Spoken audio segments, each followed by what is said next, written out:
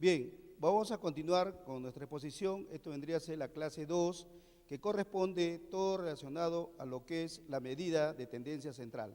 Una medida que nos permite ver los datos, cómo se comportan a través del tratamiento para ver nosotros los resultados, y utilizaremos en esta clase lo que son la medida de tendencia central, que le clasifican en el promedio, la mediana y la moda. Tres puntos elementales que nos van a permitir a nosotros tratar de entenderlo y tratar de desarrollar a través de los ejercicios de lo que nosotros anteriormente se estuvo demostrando o también en los talleres que se lo harán luego. Pero aquí en la medida de tendencia central también están las medidas de localización y las medidas de dispersión. Por ejemplo, dentro de las medidas de localización está la moda, lugar de los datos más frecuentes, y los cuantiles, lugar de los datos menos frecuentes. Y la medida de dispersión, que son las medidas de dispersión, donde nosotros vemos el rango intercuartil, la varianza, la división estándar o típica. Y en los coeficientes, habemos de variación, de asimetría y de kurtosis. Luego pasamos a explicar cada una de estas partes, lo que corresponde a lo que es la medida o promedio. Son medidas que buscan posiciones, o sea, valores, con respecto a que los datos muestran tendencias a agruparse. Por ejemplo, la media es la media aritmética, conocido también como promedio, de los valores de una variable, donde la suma de los valores es dividido por el tamaño de la muestra. Vamos acá a tratar de explicar medida de sentencia central tanto para datos no agrupados y datos agrupados. En esta primera parte estamos viendo nosotros en la pizarra lo que es medida para datos no agrupados. Tenemos un ejemplo de media ahí, cuyos puntos son 2, 2, 3, 7, es ordenadamente 2 más 2 más 3 más 7, como son 4 notas, dividimos entre 4 y va a ser 3,5. Convenientemente, cuando los datos se concentran simétricamente con respecto a ese valor, muy sensible a valores extremos. Centro de gravedad de los datos, tenemos en la parte inferior la fórmula para datos sin agrupar y la fórmula para datos agrupados.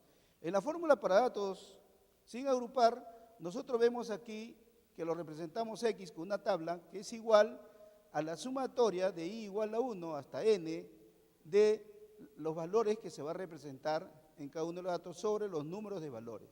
En caso de los datos agrupados tenemos la X sobre una tabla que es igual a la sumatoria de I igual a 1 hasta N de la frecuencia absoluta por la marca de clase, todo sobre la cantidad de elementos observados, que vendría a ser N.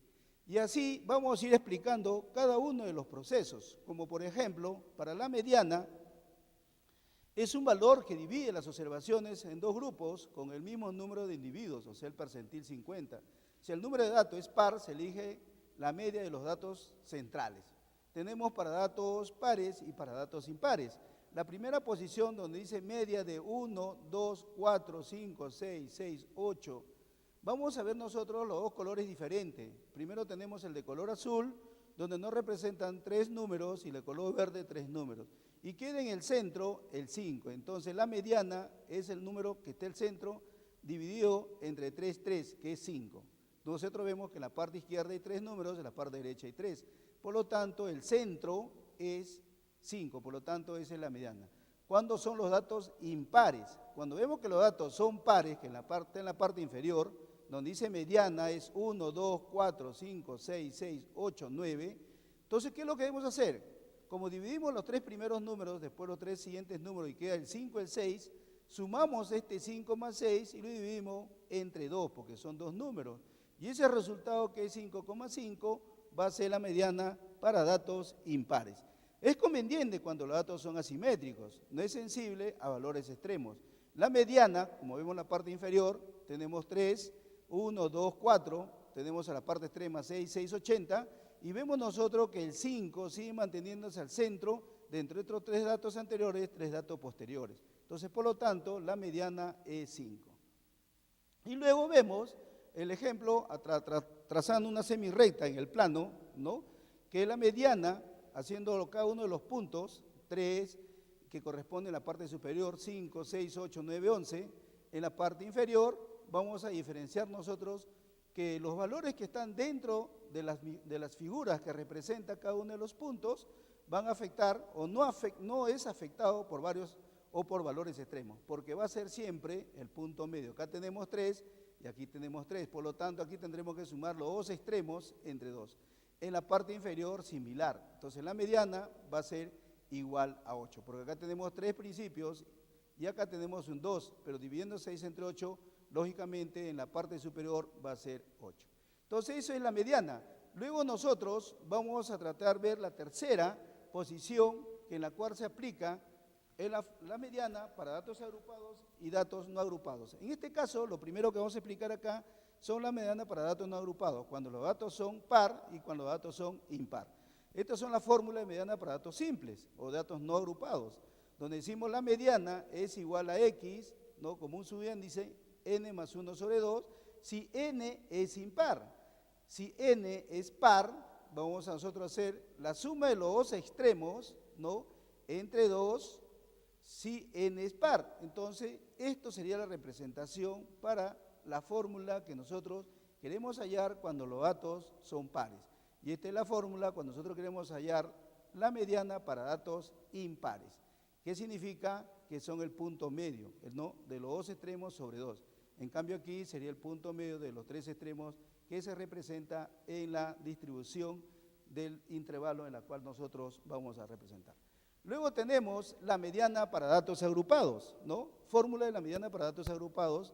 Ahí sí tenemos que formular nosotros la mediana y dentro de la tabla de distribución de frecuencia conocer el intervalo, porque es importante. Para nosotros la mediana siempre va a ser la que representa entre el intervalo la posición que debe determinarnos que n entre 2. Entonces, ¿cómo se lee la mediana? La mediana es igual al límite inferior, que esto está en este extremo, que puede ser cualquiera de estos números que están en esta parte, más n entre 2 menos su frecuencia absoluta anterior de la mediana sobre su frecuencia absoluta de la mediana, por el recorrido, ¿no?, la amplitud de lo que nosotros vamos a hallar a través de la fórmula. Entonces, ¿cómo hallamos la mediana? Lo primero que tenemos que hallar la mediana es n entre 2. Vamos a ver n, cuántos elementos tiene el conjunto. Se considera el menor intervalo i tal que f de i va a ser mayor que n sobre 2, donde el número de datos de la muestra, n es el número de datos, L sub i, límite inferior al intervalo que contiene la mediana, el f mayúsculas, f sub i menos 1, frecuencia absoluta acumulada inmediata inferior a la frecuencia acumulada, y el otro es la frecuencia absoluta del intervalo de la clase media, es aquel que contiene al f sub i. La amplitud del intervalo de la clase mediana es el recorrido. Por ejemplo, si acá en nuestro caso, n sería 10, 10 sería entre 2, ese entre 2 sería 5, entonces nuestra mediana sería el 5, ¿no? La mediana en este caso. Entonces su intervalo inferior sería 100. Pero nosotros veremos en los ejercicios de qué manera podemos desarrollar esta aplicación. La aplicación viene la siguiente, ¿no? Pasos para calcular la mediana. ¿Qué tenemos que hacer primero para datos agrupados? Primero se determinan las frecuencias acumuladas absolutas. Segundo, se halla n entre 2, o sea, la suma de frecuencias dividida entre 2. Tercero, hay que buscar n entre 2 en la columna de los f sub i, la frecuencia absoluta acumulada. Cuarto, si n entre 2 no coincide con algún de la frecuencia absoluta acumulada, ubicar una frecuencia absoluta como la inmediata superior a n entre 2, para determinar el dato de x sub i o el intervalo mediano correspondiente. Y esta frecuencia absoluta acumulada, inmediato superior a n sobre 2, porque si n no se encuentra dentro de la distribución de frecuencia, tiene que ser el siguiente número. Y esta frecuencia absoluta es la frecuencia absoluta anterior a la mediana, es la frecuencia absoluta acumulada inmediata anterior a la frecuencia absoluta de la mediana. Es así como nosotros vamos a tratar de trabajar y mostrar lo que es la mediana, ¿no? A través de algunas aplicaciones que nos permiten a nosotros ver en esta tabla de distribución de frecuencia. Por ejemplo, aquí tenemos los intervalos, todo en esta posición, la marca de clase, la frecuencia absoluta, la frecuencia relativa, la frecuencia absoluta acumulada y la frecuencia relativa acumulada. ¿Dónde se encuentra la mediana? La mediana va a estar acá en la frecuencia absoluta acumulada. Significa que nuestra mediana es 16. N entre 2 es el número de datos que tenemos acá, 30, entre 2 es 15.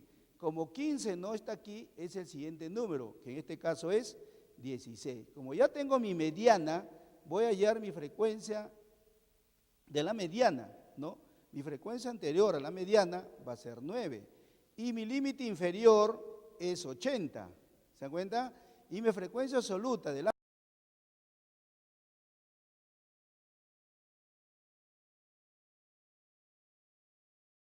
mediana es 7.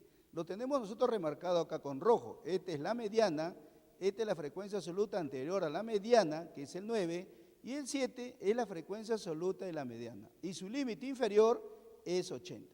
Y pasamos nosotros a ver cómo va a quedar esta tarea. Como tenemos que la mediana es igual al límite inferior más n entre 2 menos su frecuencia absoluta anterior a la mediana sobre su frecuencia absoluta de la mediana por el recorrido, reemplazamos aquí la mediana.